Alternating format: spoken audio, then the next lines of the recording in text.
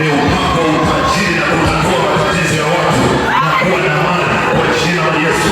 Mwaka huu wa upako wa kifalme na upako wa kinabii, nami nina anoint maisha yako kwa jina la Yesu, kwa jina la Yesu, kwa jina la Yesu, kwa jina la Yesu, kwa jina la Yesu. Inaachia anoint juu yako kwa jina la Yesu.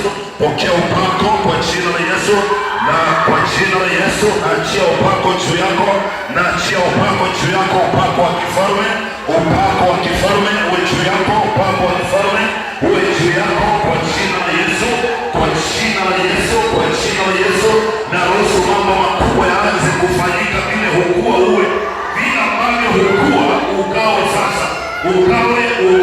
Pokea upako, pokea upako. Wanasema mchia mafuta mtu fulani akawe apigwe ili kuwa wachungaji. Ninaachia mafuta juu yako, naachia anointi mwanzo wa mwaka, yasiyowezekana yakawezekana kwa jina la Yesu, kwa jina la Yesu. Ukawe.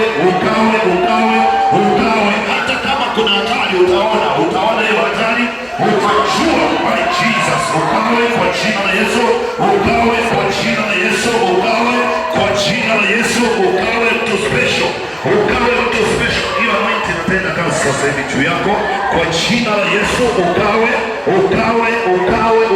somebody, ukawe mtu fulani, ukawe mtu fulani special, ukawe mtu fulani special. Wanasema mtie mafuta kwa jina la Yesu. Ninaachia anointing juu yako, ninaachia anointing juu yako, ninaachia anointing juu yako, ninaachia anointing juu yako, ninaachia anointing juu yako, ninaachia anointing juu yako. Yasiyowezekana yakawezekane, yaliyoshindikana ukaona yakiwezekana. Ili ufanikiwe lazima kuna mtu ametia mafuta juu yako. Bwana anamwambirisha sasa ni wakati wa kutembea, yote yasiyokuwezekana yakawezekana. Naachia anointing juu yako, naachia anointing juu yako, naachia anointing juu yako, naachia anointing juu